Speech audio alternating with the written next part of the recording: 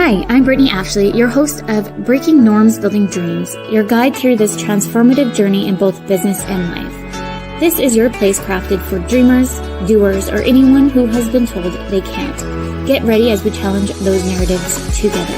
You're tuning in live to the United Public Radio Network, airing on 105.3 and 107.7 FM in New Orleans. We are streaming on all the popular platforms every Monday at 3 p.m. Eastern Standard Time. Join me for a candid and thought-provoking conversation celebrating your unique journey because you are worth it. Good afternoon, everyone. I'm so excited to be here today. We are Breaking Norms, Building Dreams, and I'm your host, Brittney Ashley. We are broadcasting live on the United Public Radio Network and UFO Paranormal Radio Network, 105.3 and 107.7 FM in New Orleans. Get ready to escape the routines and join us as the next hour as we break norms and build dreams with Nadine. I'm so excited to have Nadine here. And if you don't know from the last show, Nadine's actually going to be with us. We're going to have her come in at least once a month, give or take. We'll figure out different topics on motherhood, parenthood, all the fun stuff. Before we dive in to introduce Nadine a little bit more, let me just do a little bio on her. So Nadine is an international certified coach and is dedicated to helping moms reclaim their mojo. And pause, or let's pause that for a second. Let's rewind for a second. I'm too excited to introduce you, and my brain went segues. Welcome to ADHD Brain. Let's rewind. Okay. Nadine is an international certified coach and is dedicated to helping ambitious moms reclaim their mojo, which is very important, and pursue their aspiring minds through personal one-on-one coaching experiencing. Nadine empowers moms to take baby steps and giant leaps to ensure they find the pace that works for them, which is very important. As a result, moms experience a sense of energy, confidence, and empowerment that really helps them pursue their desires. Beyond her role as guiding moms into their world of ease, Nadine also likes to take moments for herself, whether it is reading a good book or spending family time in Vancouver, Canada.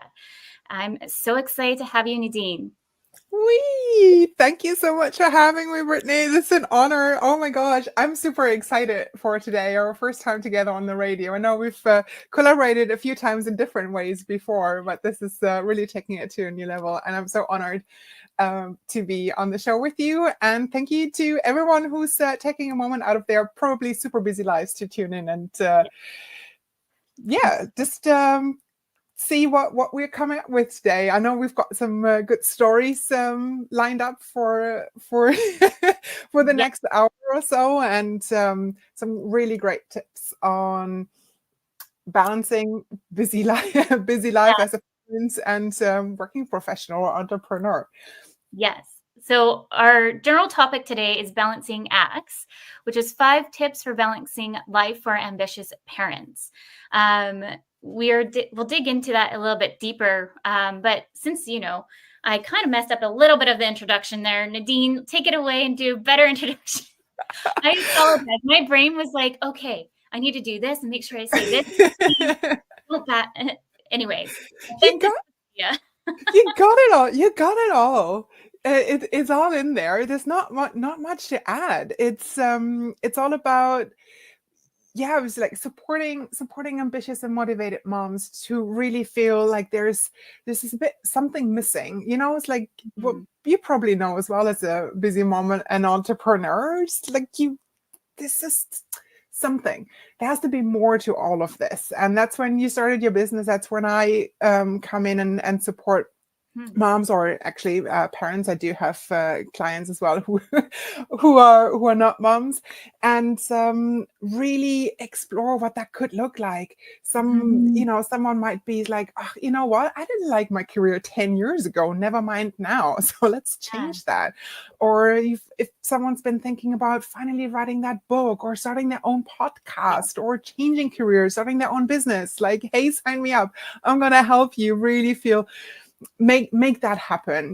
Make the time in your life to do this happen, the energy that you might need to see this through to the end, to the successful period. And oh gosh, it's lighting me up talking about it even. But it's like seeing parents going through that and putting their own well-being on their massive never-ending to-do lists. Right? It's like it's not even there. It's like everyone else. We're taking care of everyone else 24/7. So this is like, hey, it's time for me. Hello, I'm over here. Like, let's do it and get something done. That's where I come in. And yeah. I think that's probably why we connected so much. There's so much synergy there. Like Nadine mentioned that we've done quite a few different kind of collaborations, and I was super excited to bring Nadine on the show because there's just so many different topics that we've talked about in the past. Kind of want to shed light on and like really challenge the narratives and break down some of the norms of what's kind of expected on parents, moms, and so forth. So we have a lineup of so many different topics. Really excited to just dive into this one specifically. But I'm so curious to let everybody know what started your journey to be a coach. Oh gosh, it's been a long one, but it's so I'm living in Canada, like you mentioned earlier. It's actually my 6th country altogether. So I've lived in lots of different places around the world, and I've always kind of coached mainly other ambitious women in the workplace, and that kind of really morphed into coaching global change makers, people who want better for their communities wherever they are, and then through my own motherhood journey, and let's face it, COVID as well, over the last few years, I've really become more focused and tuned in onto how much support parents actually need and how relentless it can be. And so I've really pivoted and concentrated more onto is like, this is my sweet zone. This is where I get energized. And I know parents get a lot out of that as well. And I'm really focusing now on supporting ambitious moms to make their own dreams come true as well. I love that. I know some of the listeners are new to the show, or if you haven't heard any of the past ones, I'll just kind of reiterate. I'm also a certified business coach, and connecting with other coaches as well, because I think coaches need coaches. Everybody needs a coach. Let's be honest. Push you forward to your goals. But yeah, that's kind of like my passion too. Why I started Curve Dynamics was to help, because I was a mom. I'm a mom of 2 little ones. But when I became a mom, I just felt so lost of that like, okay, now I have to go off maternity leave and go to a 9 to 5 that I feel not in alignment with. I'm absolutely struggling. It's a very toxic place. And I just could not even bring myself to even apply. I remember having like triggers of like, even when I would apply and have like interviews, and they'd be like, do you want to have this job? I'm like, no, I don't. But other piece of my brain's like, I need to have a job to pay the bills, but it didn't feel like in alignment to me. So having this journey to even just start a business to help other moms work from home is such a passion of mine. And when I jumped in full force too of becoming a coach, it's also seeing those moments in people that are like, you know what, I am enough to take lead and go forward in other, like what I'm passionate about. Yeah, of course. I mean, I have a corporate background as a hiring manager, team leader. I've had like led a business women's network internally, those companies. But the things that actually made me really light up, the ones that I was really looking forward to day in, day out in my corporate job, were the ones that weren't on my actual to-do list, on my actual job description. So when that job ended and I actually went here to Canada, I was looking around. It's like, so what are those jobs where I can do all those things that actually light me up? And I couldn't find any, not even like where half of that was on the job description. And with a coach at the time, I really, hi Helen, by the way, if you're if you're tuning in, I really like dug down is like, so what is it? And then it's like, boom, that's it. It's like, okay, I'm going through it. It's super scary doing your own thing, especially if you don't have that background or that mindset necessarily, but I made it work. And I still, yes, like you said, everyone needs a coach. I still have a coach or two, and you know, we're making it happen. This is what we want. This is important to us, 100%. Right? And I think it's important too in 9-to-5 jobs for employers to think about having coaches for those in the work environment, for parents, moms, and just those who are struggling, because it's hard when you're kind of like engulfed in, I don't want to say the system, but in a way you kind of are, because you're following the systems to build their business and so forth. You kind of forget what you're passionate about. And I think employers will even see like a change in their employees of being like, you know what, I'm so passionate about this again. I can do X, Y, and Z again. I can, all of these things. Like looking back when I did have 9-to-5, I think I would have been like, well, let's be honest. I probably been like, oh, I should have been an entrepreneur. I would have realized that my brain should have went that way. But I think it would have been a lot more impactful, or will be impactful, to see that kind of movement a little bit more in 9-to-5s. I think as entrepreneurs, we're just kind of, we know to go find a coach. I don't know. I feel like it's just a little bit more organic of, yeah, I need a coach. Yeah, I do see a trend. So the first time I got in, kind of got a touch point to a coach was actually because my workplace had internal coaches. So that's how I got exposed to coaches, and I'm still coaching people in the workplace. So that's still going on as well. So there's definitely a trend. And if anyone's looking for a 9-to-5 or a corporate job or any of these things, I would definitely ask as part of the interview process as well. It's like, what does your internal development options look like? Do you offer training? Do you have coaches? Like, some employers actually have this as part of their job description. They know it's worth the investment of having a coach internally, and they're advertising that because they know it's such a draw point, right? To keep their employees happy. Yes. So yeah, here's to coaching. Let's dive in. Yes, let's. As we mentioned, our focus today is balancing acts, and we're going to kind of go through 5 different tips of balancing life for ambitious parents. Number 1, where shall we start? Self-care and well-being. I think that's let's do that. Yeah, it's a big one in itself. I know that could be its own show. Yeah, it could. For sure. So I mean, it's definitely crucial to have self-care and well-being. And I think sometimes self-care has a bit of a negative annotations, like, oh, that again, and what is it? You know, it's like, or you just need to have take a bath or whatever, and then that's you know, you feel better afterwards. But it's essentially essential hygiene. It's not necessarily well-being or self-care. So it's like a bit more deeper running. And I find, especially with moms, it can also have this, self-care can be linked to being selfish, which is, there's so much to unpack just in that as well.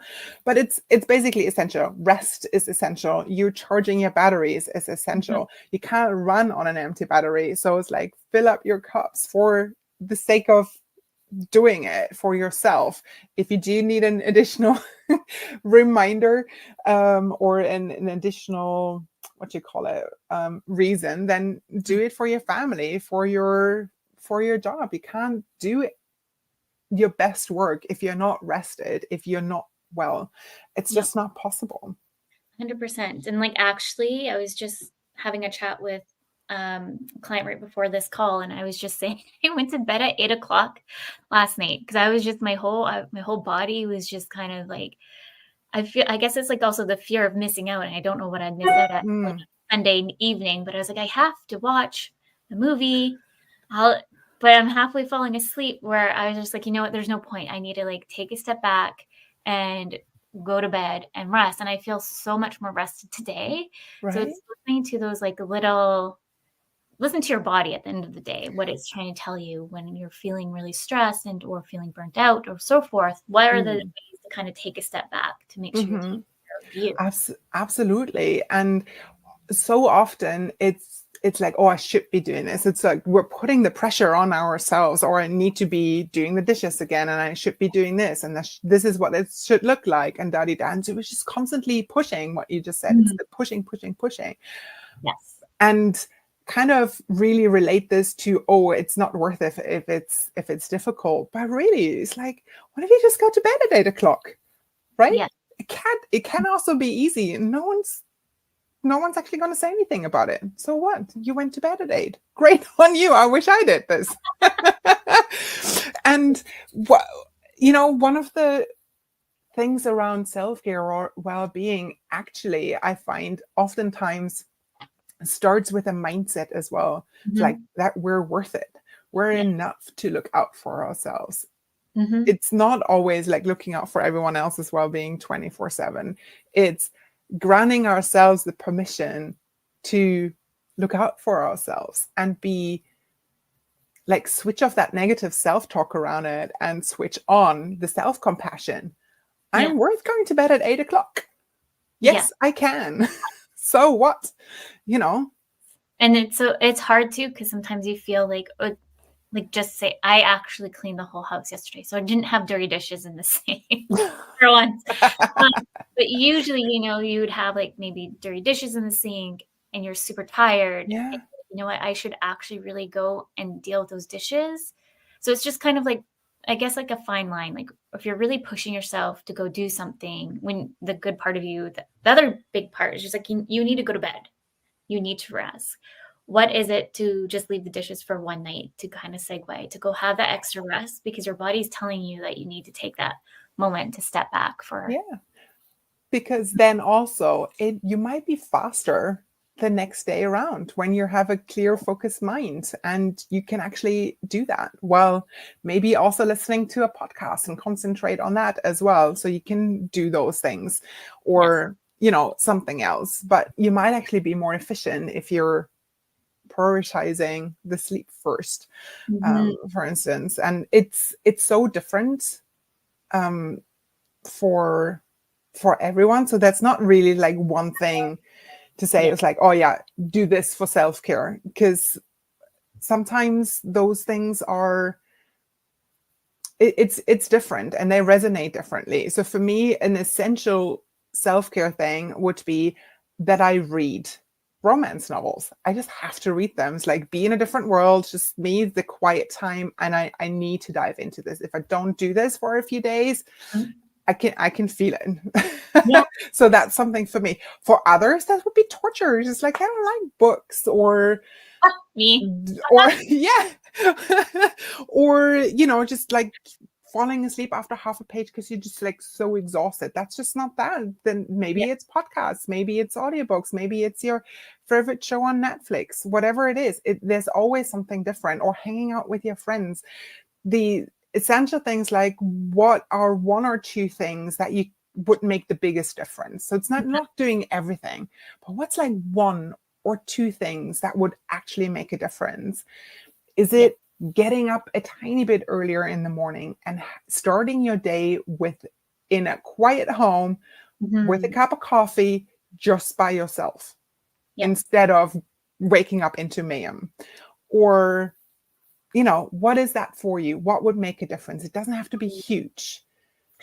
Do you have any tips for anyone who is struggling as a parent or mom, trying to find like what is like considered self-care? Because I feel like it's taken me a long time to figure that out, for sure. And I feel like you mentioned guilty. Like even when I'm like thinking about it, I'm like, oh yeah, I feel guilty about that. So maybe I won't roll it that much into my week or month. So how would you recommend others to kind of? It's there's also this thing about kind of getting lost during motherhood, or getting like losing your identity as a mother. Is like, what do you like now? Do you still like that thing that you liked before you became a mom, right? Is that still something that lights you up? And so it's a bit of trial and error, to be honest, and being okay with the outcome, right? If you liked one thing, I don't know, if you liked, what is it?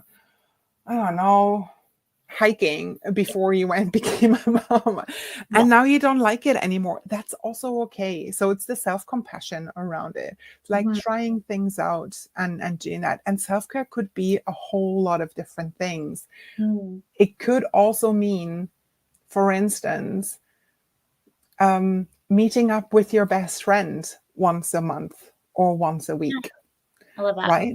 That is an act of self-care. So it's not necessarily what you hear prescribed as like in a list, in a drop-down list. It's not even like, oh, here's a list of 10 things that you can do. It's always different for everyone. And it takes a bit of trial and error and really like noticing, hey, what could you, paying attention on the days, like what would you actually really like to do right now? What's that thing? And trying it out. I'm actually curious, what is that thing that you like for self-care and the guilty thing? I was actually going to bring back to the whole book thing. And the reason why I don't like reading books, I think I've mentioned this previously multiple times, is that I have dyslexia, and so I get very angry. I'm such a slow reader, and I swear I self-diagnosed with ADHD. And so if I don't get to a certain point fast enough in the book, I start to get angry. Yeah. Why is this not going fast enough for me? This is just not like, I can't describe it. I get anxious and I never finish it because I get bored really fast. But what I do love to do is listen to podcasts. I love listening to podcasts. And then also to hang out with friends. Like I love my close friends are like family to me. And as Brandon just said, he likes to, nice to sit and listen to music and watch videos, calls with their best friends. That would be one of me. Yeah. Claiming it. But yeah, no, I really love friends that are like family that just kind of, that are really there for you. And so I want to take those moments and not talk to kids 24/7. It's nice to have like those conversations and not watch like Paw Patrol or whichever your kiddo's like obsessed with on a weekly basis. It's just nice to kind of dive back into like adulthood and like, oh yeah, that is a very interesting conversation. Let's dive into that more. Exactly. And so it's like you make self-care do whatever, like it's supposed to take care of yourself. So that could be, it could also be, I don't know, having healthy home cooked meals every day. For instance, that if that's something that's important to you, right? So self-care, you're taking care of yourself. How are you doing that for your mind, your body, your soul? If you're a very soulful person or a spiritual person, it's like, how are you nurturing those parts of yourself? Right? Yes. It could be going for a run every day because that's their energy outlets and also where they're getting the energy from, right? Or their de-stressor. So it's very, very wide, but if you don't know where to start small with something that actually makes a difference. So what would that be? Just tiny steps.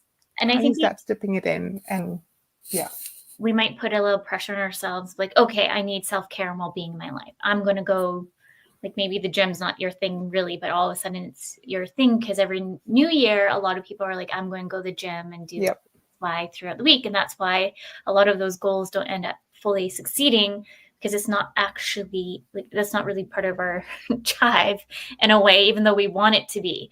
So with your point there, Nadine, I think we should challenge others to like sit down, no pressure, but thinking of like things that they've enjoyed doing in the past, things that they maybe think that they're going to enjoy, and just write it down and try it. And it doesn't have to be for a long period of time. If it's something that you see that sparks joy, then see how else you can monetize that a little bit. Absolutely. Yeah.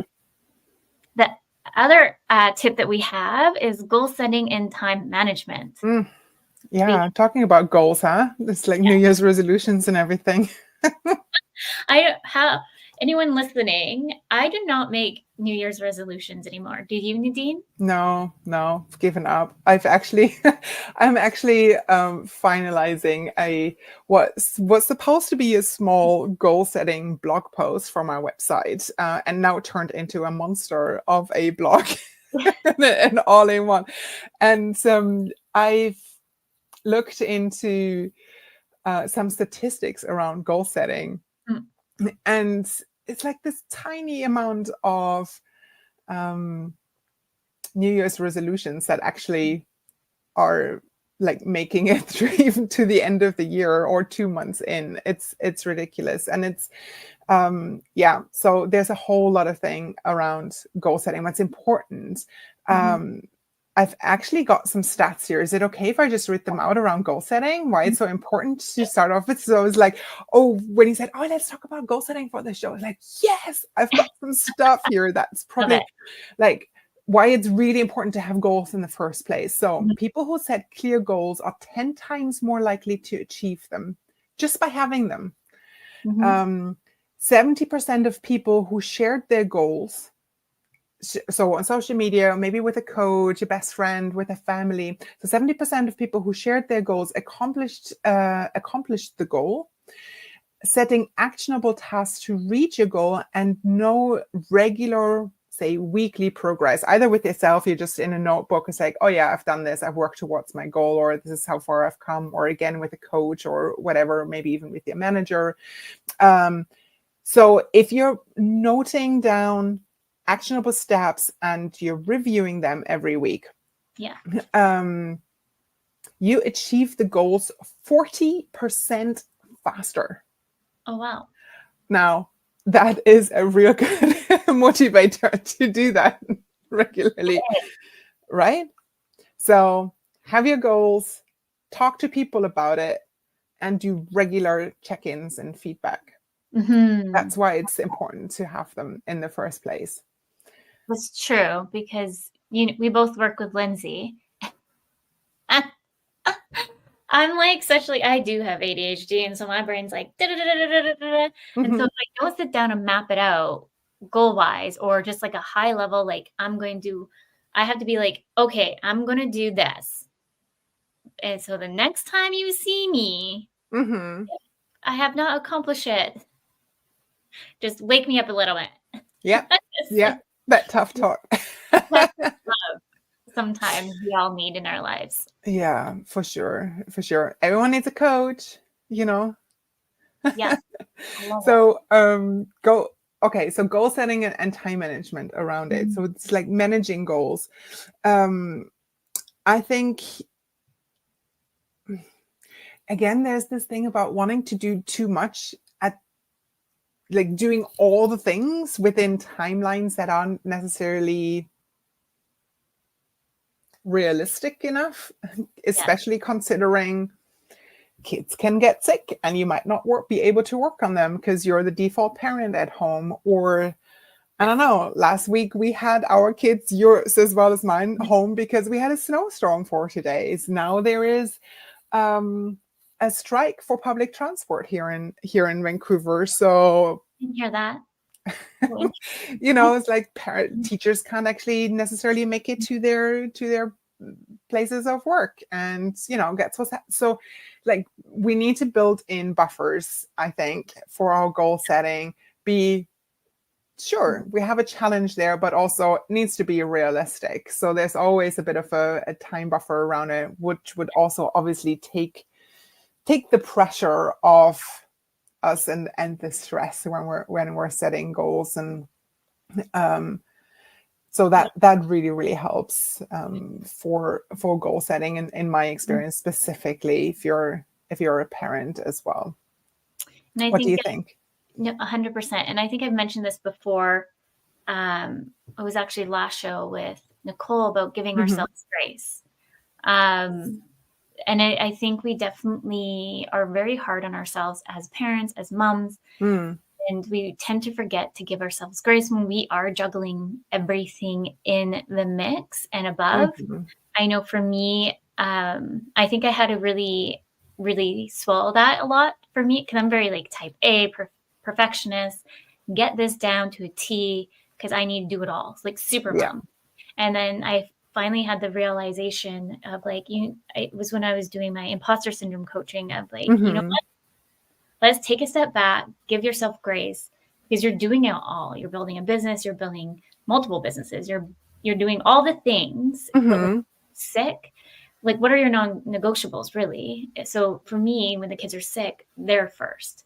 The business goes back on the back burner. Yeah. And so having that piece of kind of like a giving yourself grace, but then also giving yourself grace to think that way. It doesn't mean that you're necessarily a horrible entrepreneur or 9 to 5, right? It's just, it's coming to easing your mind a little bit differently on it. Exactly. It's that self-compassion part that we talked about earlier too, and just really, yeah, you're the boss of your own business or your own person's, like you're hopefully doing or being in a position where you can just take a step back and being okay with it. It's like knowing what your non-negotiables are, like you mentioned, is very important as well. So a lot of like the clarity around it. And even if you're not and you're in a position where you are reporting to someone else and you can't, like you don't all have the strings in your you know, hand, and you're not the one who's pulling all the strings.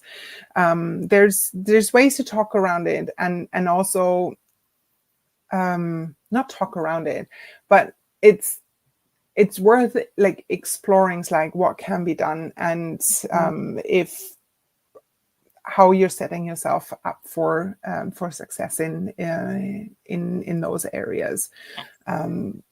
Communicate that and pull it through, and eventually if you're not in a place where you can have those types of conversations and you're not supported, then start looking for places that might be a bit more suitable for that. And yes, that's probably not around the corner, so that's something to work towards. And if you know, you're like, let's talk around that if you're in a situation like that, right, where the workplace just doesn't work out and it's causing you, it's like draining you of energy rather than supporting your life. Yes. The next piece before we dive in is time management, but we're already at the 30-minute mark. So for those just tuning in, you're listening to Breaking Norms, Building Dreams. We are live on the United Public Radio Network and the UFO Paranormal Radio Network at 105.3 and 107.7 FM in New Orleans. It's already been 30 minutes. Can you believe that, Nadine? We're having so much information and talking about all the things. Yeah. Time management's the next big one that rolls into goal setting, really. Do you have any kind of tips for ambitious parents on time management? Put it in the calendar. It's like all the things that are, again, it's coming back to the clarity bit. The things that are important to you, that are non-negotiables, put them in your calendar and block off time. So all the things where it's like, okay, I'm working on my business. Here's a birthday party. There's I don't know what else. There's the meetup with my good friends over there at the weekend, with my mom friends at the weekend. Those are the things that you put into the calendar, and they're like, if it's not there, you can push them aside. You forget about them. It's a blah blah blah. It's like time management is like put them in, and again, also put in buffers. So I was talking to a mom last week who just like, oh, I'm always so drained when I have calls first thing in the morning and then again at 4:30 in the afternoon. And I was like, well, yeah, like you go in full on without having actually like taken time to see what other emergencies are in for your, you know, in your schedule. Or 4:30 in the afternoon, you come out of that call and you still have action items from that call, but by then it's like 5 or 6. So like, don't get into a position where you have calls first thing in the morning or in the afternoon, if at all possible. So in that case, we actually agreed that she would have buffers in the morning and in the afternoon. So no calls after 4, no calls before 8 a.m. in the morning. She was in a position to make that happen. So it's like, that's how our calendar is set up. You just like need that. And yeah, you know what else is really important? It's like scheduling in breaks. Yes, I'm the worst at that. So often it's like, hands up. I am like non-go, like step, like just 120% always with non-breaks. About like I like the buffer time piece. Yeah. And then if anyone's thinking like, how do I use a calendar? Like you can easily use your phone. Like I use Google Calendar all the time, and I map things out, and then it has like little reminders for me, so I know when like meetings are coming up. It really like helps me stay on track. I also have like the biggest pet peeve when I book into calendars and they don't like sync to your Google Calendar. So my brain's like, I'm so busy. If you're not going to message me, that's like a meeting in the past already because it didn't sync to my calendar. Yeah. Make it easy. Set up your, you know, I know it's like talking about, I just want to say, we're talking about workflows and everything, but it's like, there's a lot of technology out there that's fairly easy to use and free to make your life a bit easier. So for instance, I have a shared calendar with my husband. I have all his work meetings. He knows when I'm in a non-negotiable meeting, or when I'm going in with coaching clients. He obviously doesn't know which client, but it's like, this is a live coaching session. You do not disturb me. I need quiet time around it. And in my office space. And then there's others where it's like, yeah, I'm working away, but it needs to be done. So that definitely helps. Also takes away from having to constantly explain what I'm doing, or you know, what's going on. It's like, just check a calendar. I'm going out and meeting this person this afternoon, or this is going on. So yeah, calendars totally work. There's so many other apps out there too, other than just the calendar. I know you and I were looking at different technology when we were writing our shared blog last year. There's so many different technologies that can help advance a working parent to kind of just feel a little bit more organized than not. Because I know I have to be super organized. Like I already feel overwhelmed as it is on a good day. So if the day is not organized too much to how I like it, then I'm going to be even more anxious, overwhelmed. Yeah. And with that, it's like, if it's too structured and there's no flexibility in there, that's where I mentioned the buffer times earlier as well. Because let's face it, there's always something going to come up. Yeah. Always an emergency on a project, or, you know, the school calls in and it's like, hey, you need to pick up your kids now, or there's a leak somewhere and you have to drop things and do things around it. There's always something. So yeah, structure with flexibility. And I think too, like I was going to touch on boundaries too. So I used to, as I was building this business, would be like, yeah, I can have a discovery call on the weekend, even though I was responsible for 2 little ones. And like, how am I going to manage this? Why do I keep putting myself in these situations when I know my designated times? And it's to the point, yeah, you can be somewhat accommodating too. But if the person's really like shoving back on like the time frames and all that, you need to kind of put it in your brain, like let it go. Like you're building a business, or you're building or trying to map something out, and there's a reason why you have those time slots available. And obviously you're going to work with the person, but if they're just giving you such a hard time, it's also giving yourself boundary too, to say, you know what, no, let's step away, and maybe down the road we can revisit it. But right now it's just not in alignment to If you're saying yes to that call on the weekend, what are you saying no to? Exactly. Right. I like that. Yeah. Yeah. Oh gosh, boundaries is another big thing we can talk about at some stage. Oh, I think that's one of our topics. I just can't remember. We've made a huge list, so I know boundaries was in there for sure.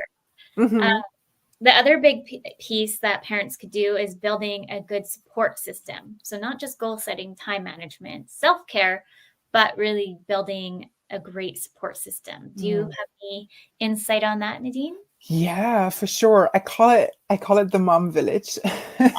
You know, from that thing where you say, "Oh yeah, it takes a village to raise a kid." I also believe that's the case for the mom, and we need a mom village. I love to be part of people's moms villages and supporting them as their coach. And I think there's nearly like a time of like what that looked like, that support system before COVID and then after COVID, because there wasn't anything available in the last few years, right? You couldn't meet in person anymore. Parent and baby times were no longer there. You couldn't meet up in daycares and schools or even parks at some stage. So it all started like changing a bit more, or you don't have your family close by either. I know here in Vancouver, it's like 50% of all people who live here were not born here, so their extended family is like all over the world, and it can be quite difficult.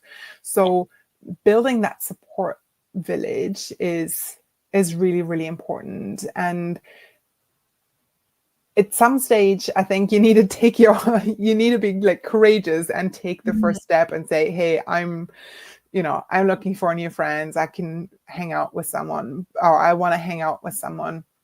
And that helps both for your in all aspects of your life, really. And the encouragement here is to kind of keep an open mind on what that could be like. We might just like, oh yeah, it's like have mom friends, and you might automatically think that's another parent with kids your own age. But what if it's younger kids, or there's someone with a teenager or older kids in your who you might help out with? You can tap into their wisdom, or that teenage kid might become a babysitter at some stage, right? Yes. If you do not have the time to hang out and with parents who have kids your own age, the other parent might be in the same situation. So what if you add people to, or seek out people who do not have any kids, who are a bit more flexible, or there's a elderly neighbor down the road who doesn't have their grandchildren around and would like to hang out a bit more. Or in the workspace, oftentimes you have like mentors, or you have employee engagement groups who could really be part of your mom support village. Yes. Like there's so many different ways. And some of the local Facebook groups here, like I've seen a few moms are always cheering them on. It's like, hey, I'm new to the area, or I'm a new mom, or just moved here. It's like, does anyone else want to go for a walk in the park and just hang out? And it's like, yeah, let's do that. It's definitely like cheering them on and they put themselves out there, and there's always comments like, yeah, hey, I'm new here too. Yes, let's meet up for a coffee. There's so many Facebook groups out of there. No one's really on Facebook. Like we have like a community Facebook just within our neighborhood. So because we have watch blocks or whatever, so it's like everybody runs to Facebook. Like, did you hear that? There's just even hiking. If that resonates with you, find like hiking Facebook groups. Look for mom Facebook groups. I'm in so many Facebook groups. I can't even count on my actual hands how many Facebook groups I'm in. So ongoing joke in the house with my husband that I have too many Facebook groups, but it's just because I wear so many different hats, or I'm just trying to find that different kind of connection, what resonates. So you don't have to be honed into one group. Think of different groups that really align with what you want to do with absolutely that group for support. Actually, over here we have like those hiking groups too. Then there's like new moms walking and coffee groups. There's neighborhood groups. There is new moms want to work out groups.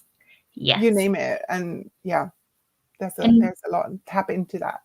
And I think it's also too of not being scared to ask for help. So with my first kiddo, I definitely have had postpartum, which was very hard, I ended up asking a lot of help with the Queen Alexander here, and they end up putting me in like I can't remember the name of it, but just kind of like a bubble of other moms who's going through a hard time, so we can share our stories and just a support system that way. So think of different places that you can ask for help and reach out, and be scared not to ask for it, because like it was so hard for me to ask for help, because really it's like I'm the first time mom, I want to be super mom, I want to do all these things, but in reality of it, like the first time caring for a human.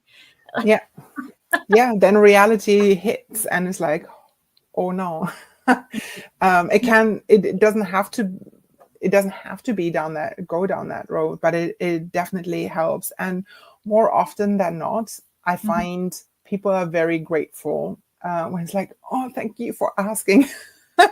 Right? Or it's like for putting it out there, because it takes a bit of courage to ask for help, and I put maybe a post up in a Facebook group or whatever, but it doesn't have to be. Usually the others, it's very, you get people who are who'd also want to help out because they're in the same situation. Especially early motherhood can be very lonely. Yes. So put your name out there, hold up your hand, say, hey, does anyone want to go for a walk or a coffee meetup? Exactly, which kind of leads into our fourth of embracing imperfectionism, which I know I'm very type A. I'm by nature a perfectionist, always striving, doing it all. And, I think it comes from like letter grades back in school. I needed to always get those A's. But what do you have to share for others listening to kind of let go of the perfectionism? Well, for one, I find it's very, very common. It's like that, oh yeah, I want to be like the perfect mom. I want to be the perfect business owner or manager or employee. And it's eventually, it's reality hits and you have a choice. If you don't make the choice, maybe your body will do it for you. If you're going down that route. So like always check in. It's like you do not have to cook 7 meals from scratch every day of the week. You do not have to have a Halloween costume that's handmade and the best ever. Or like, if that's important to you, sure. But it's like, if you say yes to this, what are you saying no to? And if what you're saying no to costs you too dearly on your mental well-being, your physical well-being, then maybe it's not worth it. Right. So again, also, I feel like they're all a bit connected around like, what are your non-negotiables? What's really important to you? What do you value in life? And go for that. If there's a bit of it brings you energy, it lifts you up. If you want to do a Halloween costume and you're working all year towards that because that's the thing your family does, oh my God, yeah, I can see how that would be something you're really excited about and you want to stay up and really get this going. But if it's not, then see usually 80% does it too, and it's better done than not at all. So yeah, it's very perfectionism, people pleasing, I think are two of the traits that I come across most often when I talk with moms. And social media isn't always your best friend there as well. It's like comparing yourself to others and the good images that everyone is posting, and real motherhood stories actually help. It's like talking through this stuff is like, it's not all rosy all the time. And I think we definitely we're kind of moved more in the momentum of social media more than ever. So if you look back in the day, like really they hardly had television or whichever. Now you can see all the things online. And so you kind of start to compare yourself, like even just like as business owners, if you're on there, I mean, you're like, look at that business owner. They're doing great, but you really don't even know what they're struggling with on a daily, weekly basis. Like last week, like we just chatted about, the kids were home since Wednesday. So Wednesday to Sunday, or home 24/7. I'm like, I'm going bananas. Mm-hmm. Can't wait for tomorrow to see you off to school and daycare. But like, you just never know what people are going through, because they post too what they want you to see as well. So, and some of them don't feel very confident in talking about the negatives. Some do say that not everyone's always talking about positives, but sometimes we just narrow in on those pieces and what we're really kind of taking away. On that note, it's also like, just remind yourself that you're doing your best, right? It's like, you're doing a lot. It's like motherhood or parenthood, that's a full-time job. Like, no one gives you training for. Let's face it. And then and then you're running your business, or you're going to your actual paid job, right? All that takes a lot of energy. It takes a lot of organizing, coordinating, remembering, you name it. It's like, it's a lot. Cut yourself some slack. It's that self-compassion that comes back in. And also, hey, it's like, come on, let's celebrate a bit. It's like, these are all the things. What if you're like, oh, I didn't do this, but it's about flipping it around, saying, hey, this is all the things that I've managed to do this week, right? Yes. And sometimes getting out of bed and making it through the day without anyone like seriously hurting themselves can be a huge success. Yes. It's like, whew, tomorrow's going to be a better day. But today, actually, is one to write off. Thank goodness we're all going to bed now. Yeah. It just happens. It's like, okay, great. We made it through. Whew. Yeah. Next one. Yes. And I think we kind of get lost sometimes in the mix when you have 1 or 2 kids, 5 kids, and just go in the motion and just in survival mode sometimes.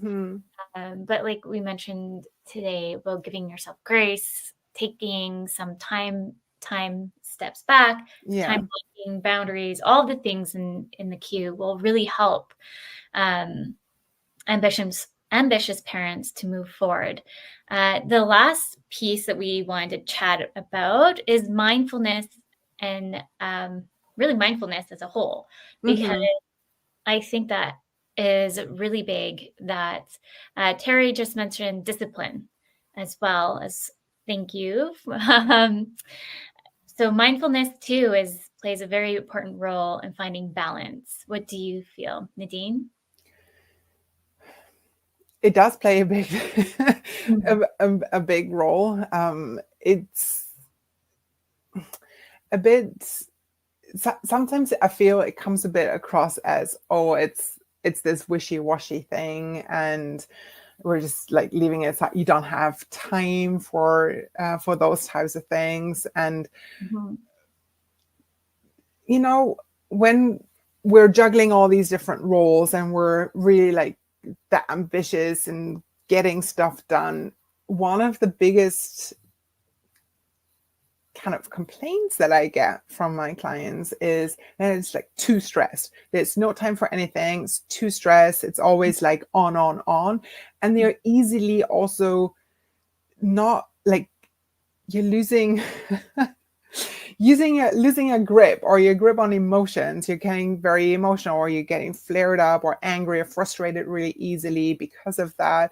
You're getting maybe not enough sleep because things are constantly going through your head. You're just on all the time, and emotional regulation isn't really a thing, but it costs you every day. It'll cost you if you're just on all the time. You can't rest. You're stressed all the time, worried, frustrated.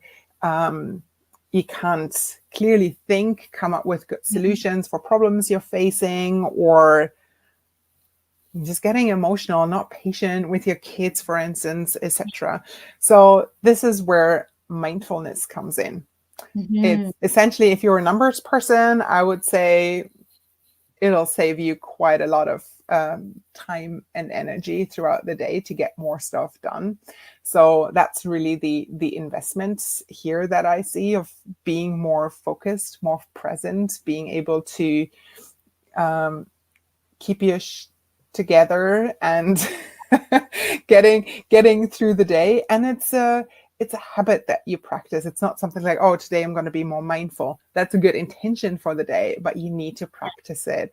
And not just, yes, in the moment when you're feeling a bit more frustrated, or you kind of feel like, oh my gosh, I need to count to 10 now, whatever.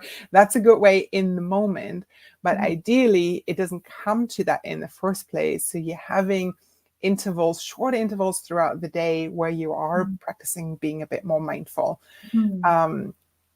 So it doesn't come to that flare up or the, those frustrations and anger, and you're practicing it to be less stressed, be calmer, peace of mind. I mean, who doesn't want a bit more peace of mind? Yeah. And a bit of calm in the hectic days. So examples for being mindful could be doing meditations, journaling, breathing exercises, really like practicing being present in the moment. And for those of you who say, it's like, yeah, but I don't have time for this, it doesn't have to be long. It could be a 1 or 2 minute thing in the morning. If you do get up and have your coffee earlier in the morning to start off your day calmly, it's like, what if you journal down a few intentions for the day, or a positive affirmation? This is how I want to be today.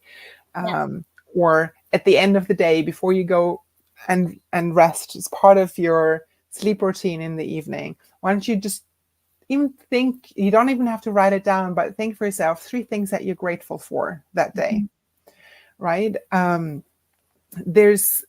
We're taking a deep breath in. It's like 1 minute, 3 deep breaths in and out makes a difference.